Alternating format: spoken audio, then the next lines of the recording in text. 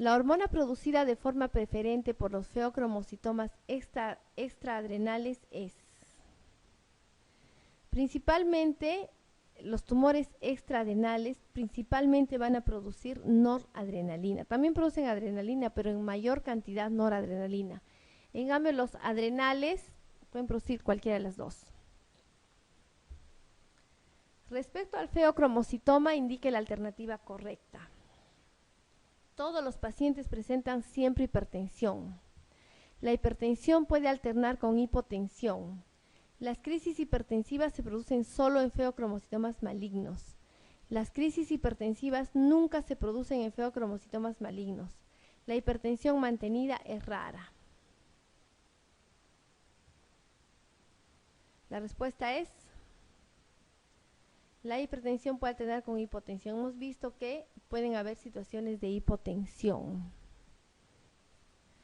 Todos los siguientes factores pueden desencadenar crisis hipertensivas en feocromocitomas, salvo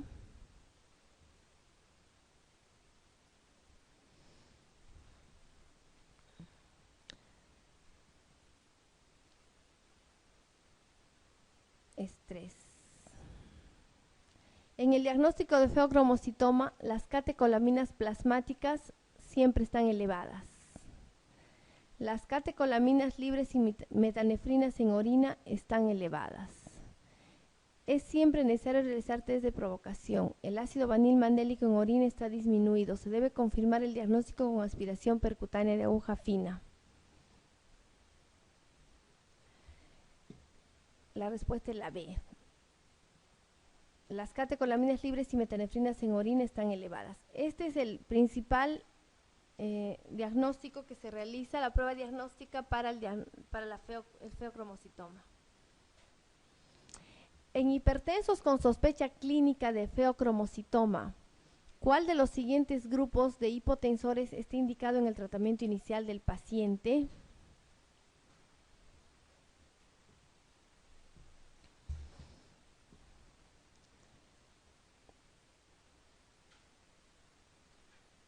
No se deben utilizar inicialmente los beta bloqueadores.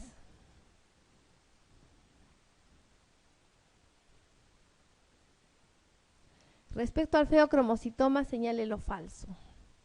10% son extraadrenales, 10% son malignos, 10% son malignos, 10% se presentan hipertensión, 10% son familiares. La respuesta falsa es la D, 10% presentan hipertensión. Hipertensión se presenta en más del 50%.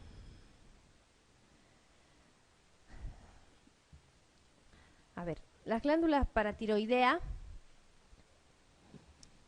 aumenta la concentración de calcio en la sangre, ¿no? Esa es la función de la PTH, la hormona paratiroidea. ¿Qué hace?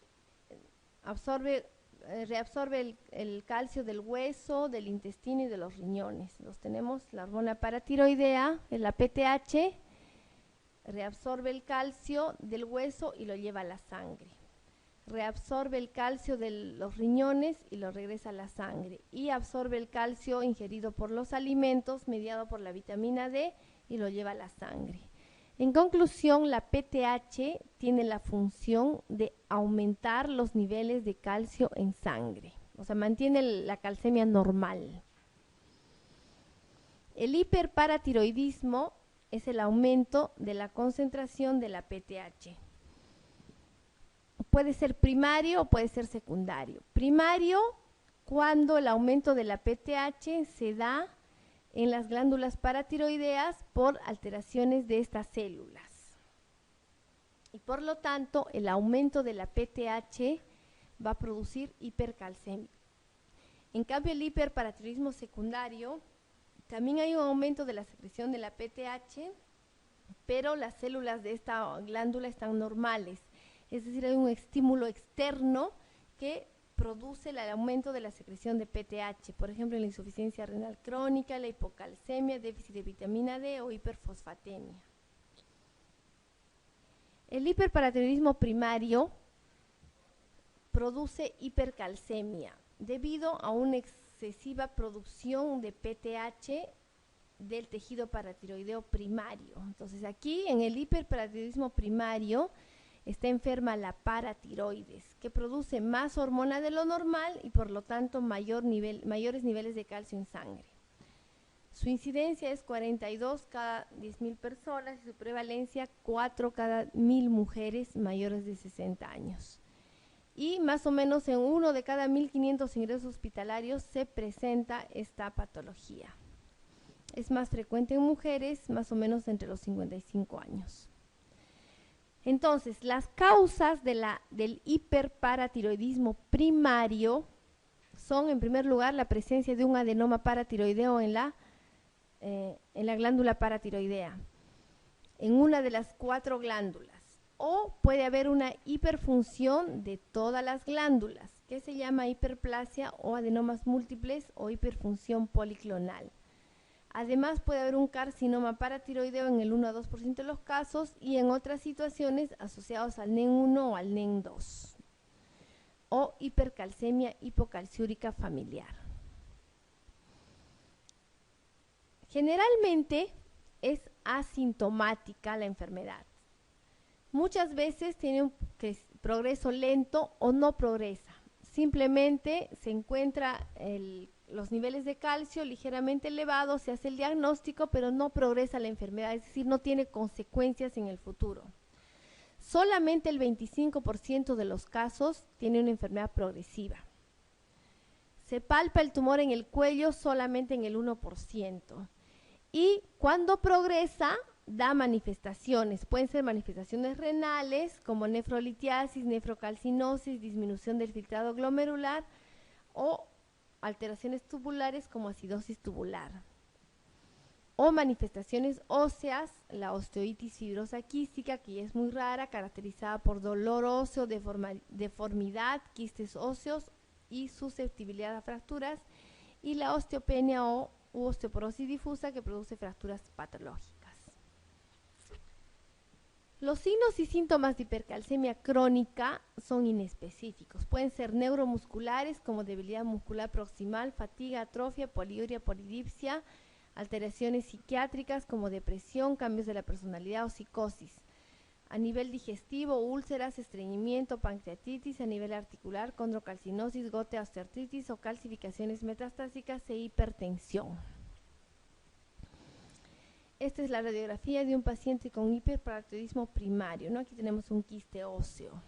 Esto ya no se ve. Generalmente el diagnóstico se hace antes de llegar a estas complicaciones.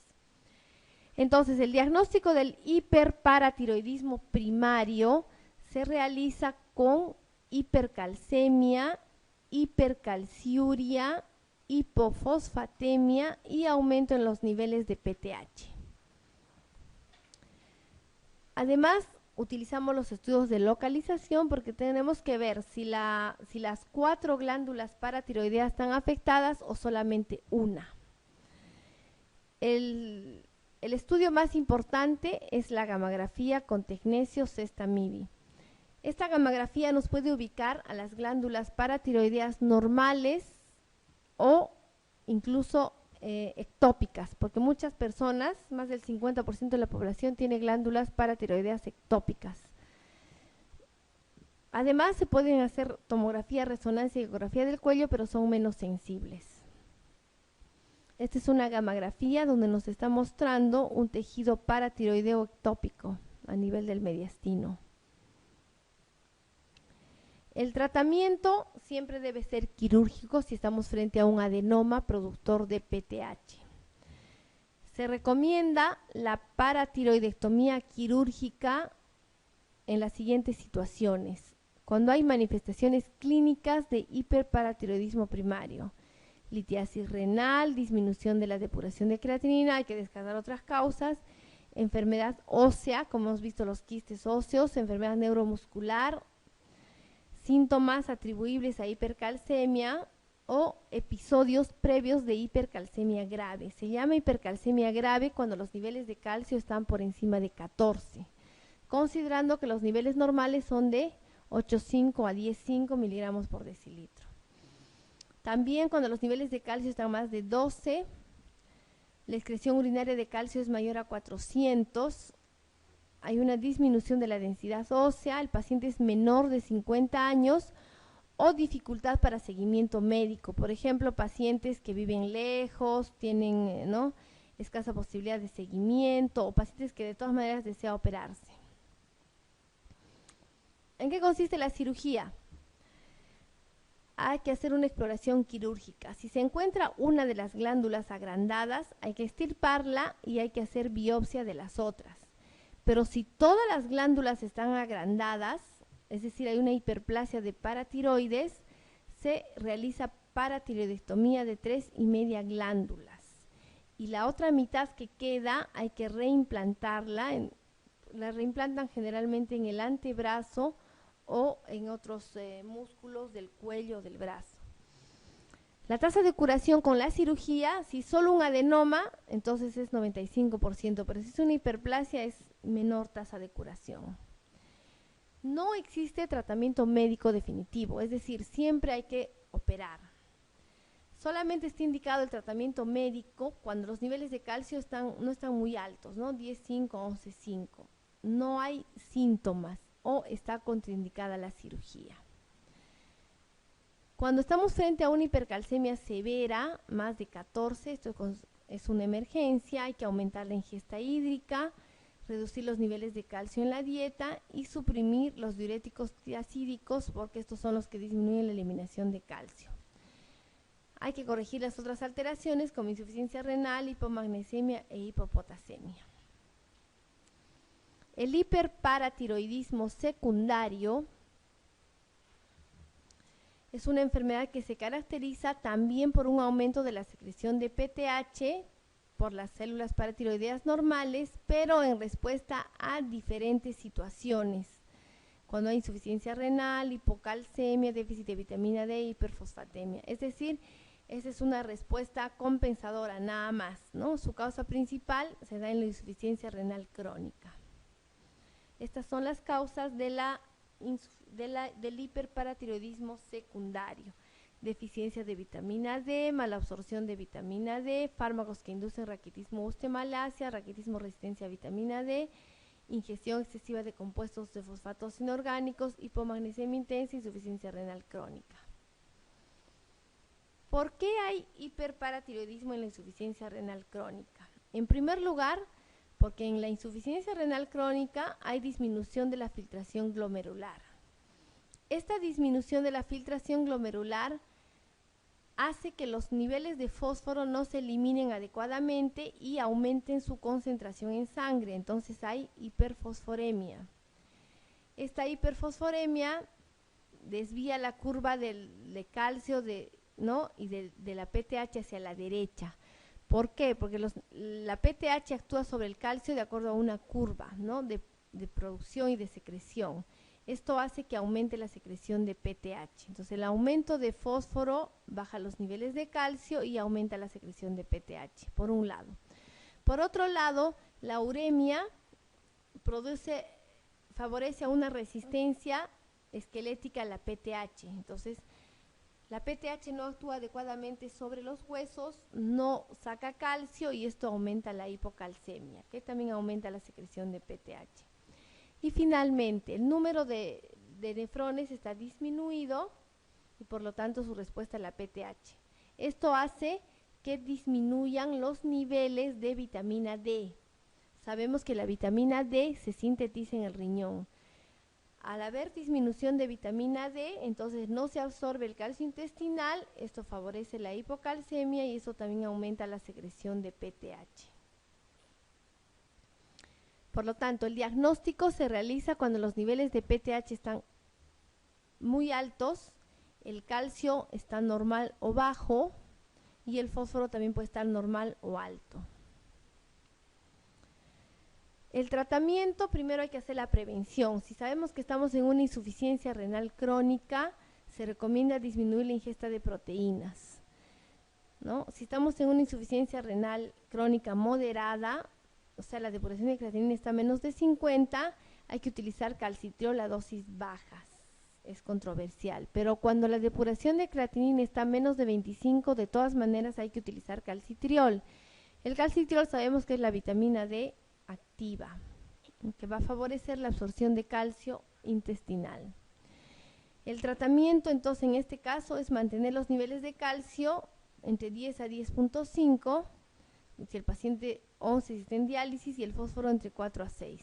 Y la dieta hay que restringir la ingesta de fósforo. Se puede utilizar también quelantes de fósforo como el hidróxido de aluminio, carbonato y acetato de calcio. Y finalmente el hipoparatiroidismo es la disminución de los efectos biológicos de la PTH, que puede ser por disminución en la producción de la PTH o disminución en la acción, o sea, una resistencia a nivel de los receptores de PTH. En este caso sí existe PTH, pero está ausente su acción porque no hay receptores. Esto se conoce con el nombre de pseudo-hipoparatiroidismo. Las causas entonces del hipoparatiroidismo se clasifican en 4 grupos. Pueden ser 1, alteraciones en el desarrollo de las paratiroides. Puede haber una agenesia o hipoplasia. Son diferentes síndromes genéticos que pueden tener deficiencia en la producción de PTH o las glándulas están hipotróficas. Luego tenemos la destrucción de la paratiroides, que es la causa más frecuente. Dentro de estas tenemos a la cirugía de tiroides y paratiroides, que es la causa más frecuente de hipoparatiroidismo. Pacientes que son sometidos a una cirugía de tiroides, una tiroidectomía total, muchas veces no se distinguen las paratiroides y el cirujano accidentalmente va a extraer junto con la tiroides las 4 glándulas paratiroides y va a favorecer un hipoparatiroidismo. Esta es la causa más frecuente. Además puede haber radiación cervical, tratamiento con yodo de patología tiroidea, fármacos antineoplásicos, enfermedades de depósito, algunas neoplasias o los síndromes poliglandulares autoinmunes que van a asociar varias enfermedades autoinmunes. Por ejemplo, en este caso asocian hipoparatiroidismo, enfermedad de Addison y candidiasis mucocutánea. En tercer lugar, tenemos alteraciones funcionales. Hipoparatiroidismo primario, familiar o esporádico, asociado a herencias autosómicas dominantes o recesivas, o hipoparatiroidismo secundarios, ¿no? Como lo que hemos visto, neonatal, poscirugía, hipomagnesemia, alcalosis respiratoria. Y el cuarto grupo son defectos en la acción, o sea, llamado pseudo-hipoparatiroidismo. En esta situación sí existe PTH, pero no funciona porque su receptor está bloqueado. Tenemos el pseudo-hipoparatiroidismo tipo 1A, que se caracteriza por hipocalcemia, aumento de los niveles séricos de PTH o trastornos fenotípicos. Y el pseudo-hipoparatiroidismo tipo 1B, que tiene las mismas características bioquímicas, pero sin alteraciones fenotípicas.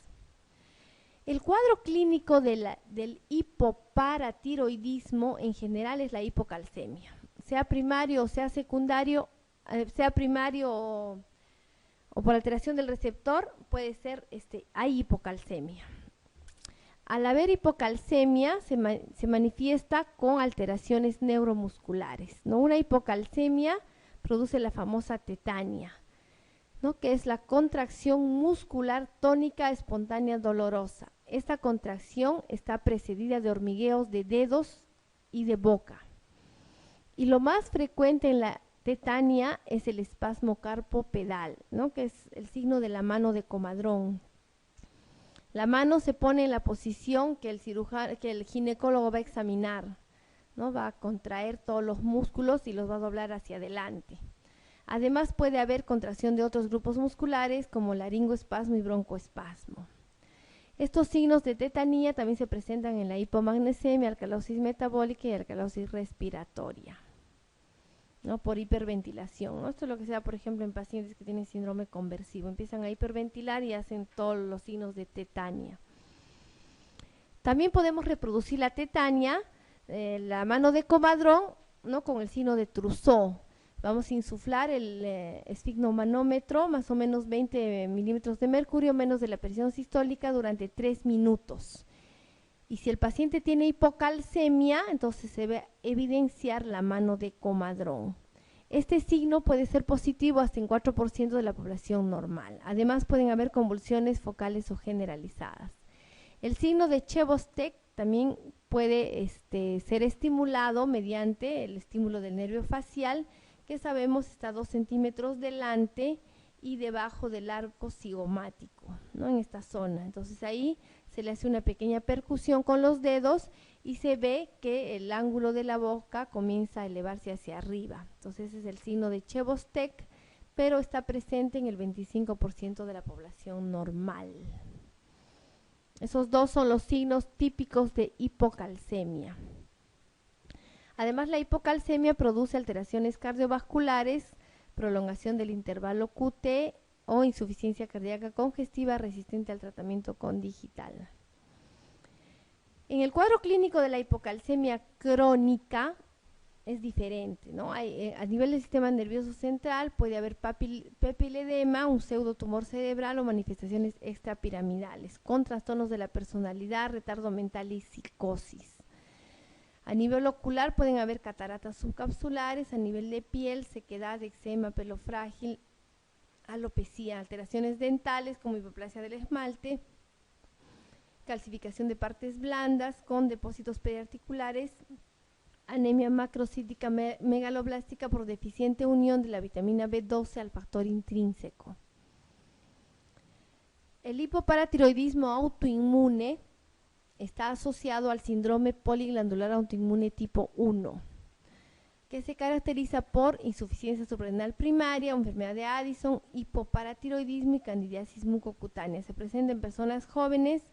Obviamente, como es autoinmune, hay presencia de anticuerpos o puede ser aislado, solamente hay hipoparatiroidismo. El diagnóstico es el hipoparatiroidismo, se caracteriza por hipocalcemia e hiperfosfatemia, exactamente lo contrario al hiperparatiroidismo, donde hay hipercalcemia e hipofosfatemia. En este caso hay hipocalcemia, hay hiperfosfatemia. Y la PTH está muy baja o indetectable. En el hipoparatiroidismo primario se presentan estos tres, pero cuando existe una resistencia periférica de la PTH, esta hormona está aumentada. Esto es lo que se llama pseudo-hipoparatiroidismo. Esto hace el diagnóstico diferencial con el hipoparatiroidismo primario. Entonces, el tratamiento en el hipoparatiroidismo va dirigido al calcio. Si tenemos una hipocalcemia leve o asintomática, hay que incrementar nada más la ingesta de calcio, más de 1500. Pero si la hipocalcemia es severa y aguda, hay que administrar el calcio por vía endovenosa lenta, ¿no? Se administra gluconato de calcio en forma lenta y comienza a subir los niveles de calcio. Y luego se coloca una administración en infusión. El pseudohipoparatiroidismo es un trastorno heredable que se caracteriza por resistencia del receptor a la PTH, es decir, la PTH existe, incluso está muy elevada, pero igual hay hipocalcemia e hiperfosfatemia. Y se va a agrupar en dos entidades. El pseudo-hipoparatiroidismo tipo 1A, de herencia autosómica dominante, que tiene, como ya hemos visto, hipocalcemia, hiperfosfatemia y PTH elevada. O sea, pero además tiene este fenotipo somático llamado osteodistrofia hereditaria de Albrecht, que se caracteriza por estatura corta, braquidactilia del cuarto y quinto metacarpianos, cara redonda, cuello corto, calcificaciones subcutáneas, obesidad, retardo mental, hipogonadismo e hipotiroidismo. En estos pacientes, el defecto molecular se localiza en las proteínas G del receptor de la PTH. Además, existe otra entidad dentro de esta llamada pseudo-hipoparatiroidismo, que se caracteriza porque tiene todas las características fenotípicas de la osteodistrofia hereditaria de Albrecht, ¿no? Todo esto, pero no hay alteraciones en el metabolismo de calcio, o sea, no hay hipocalcemia, ni hiperfosfatemia, ni PTH elevada. Tiene las mismas características clínicas, pero bioquímicamente está normal. Por eso es pseudo hipoparatiroidismo. El pseudo hipoparatiroidismo tipo 1B es solamente el desorden bioquímico. Hay resistencia aislada a la PTH, hipocalcemia, hiperfosfatemia y aumento de PTH. Aquí tenemos, ¿no?, la mamá y la hija, las dos con distrofia de Albrecht. Cara de luna llena, manos gruesas, ¿no?, hipotrofia de los metacarpianos, los dedos cortos.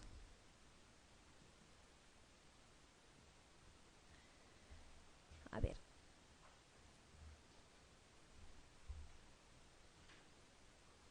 El pseudo hipoparatiroidismo se caracteriza por todo lo siguiente excepto braquidactilia, retardo mental, disminución de la expresión de la proteína GS-alfa en la membrana celular, hipocalcemia, es transmitida genéticamente. Hemos visto que el pseudo tiene características clínicas más no bioquímicas, ¿no? Entonces, no hay hipocalcemia.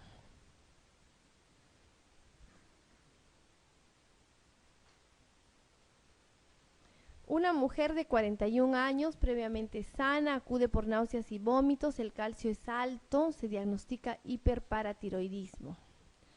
La exploración de las glándulas paratiroideas revela un gran tumor paratiroideo que se extirpa. Un día después de la cirugía presenta parestesias en manos y alrededor de boca, el calcio es bajo, 7.3, y el fósforo es bajo. 4 meses después continúa necesitando suplementos abundantes de calcio y vitamina D. La causa más probable de la hipocalcemia es hipoparatiroidismo secundario a la extirpación quirúrgica inadvertida de las glándulas paratiroideas. Hipoparatiroidismo secundario a atrofia de las restantes 3 glándulas paratiroideas. Síndrome del hueso hambriento, cáncer paratiroideo, déficit de magnesio.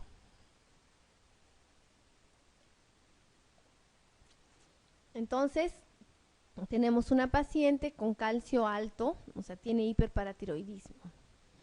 Y se ve en la cirugía que solamente una de las glándulas está alterada y se la extirpa. Las otras 2 no se extirpan, no se han tocado. Y después presenta hipocalcemia, que es crónica, ¿no? Más o menos 4 meses sigue la hipocalcemia. ¿Por qué creen que podría haber hipocalcemia crónica? ¿Puede ser hipoparatiroidismo secundario a la extirpación inadvertida? No, porque solamente le han sacado una glándula paratiroidea. Esto generalmente se da cuando se extirpa la tiroides. Ahí sí, como es un tejido grande, se van todas las demás.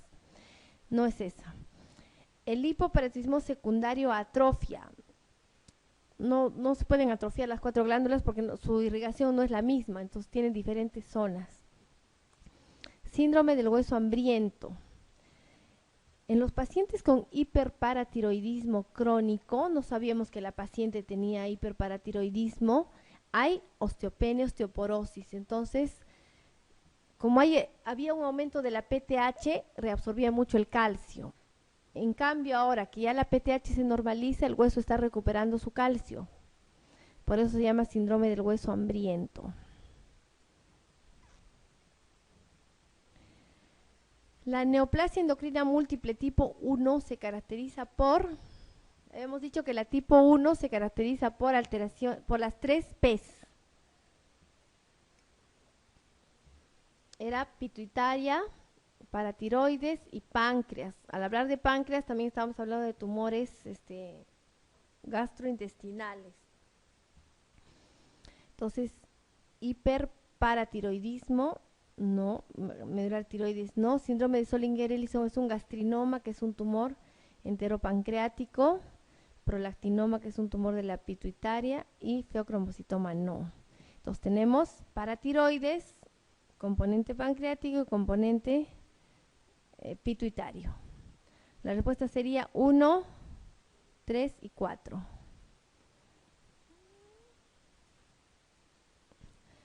Son manifestaciones de hipercalcemia crónica, excepto hay alteraciones psiquiátricas que pueden llegar a psicosis, hay alteraciones neuromusculares, Hay alteraciones como poliuria, polidipsia, digestivas, alteraciones del metabolismo de la glucosa, no hay, ¿no? Pero sí las 4 primeras siempre se presentan en la hipercalcemia crónica. La principal causa de hiperparatiroidismo primario es: hemos visto que en el 80-85% de los casos hay un adenoma paratiroideo único, productor de PTH.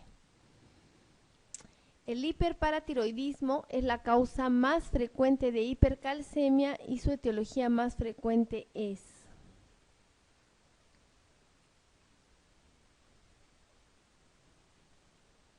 adenoma paratiroideo único. ¿Qué hallazgo de los siguientes esperaría encontrar en la bioquímica sanguínea de un paciente con hipoparatiroidismo secundario a cirugía de tiroides?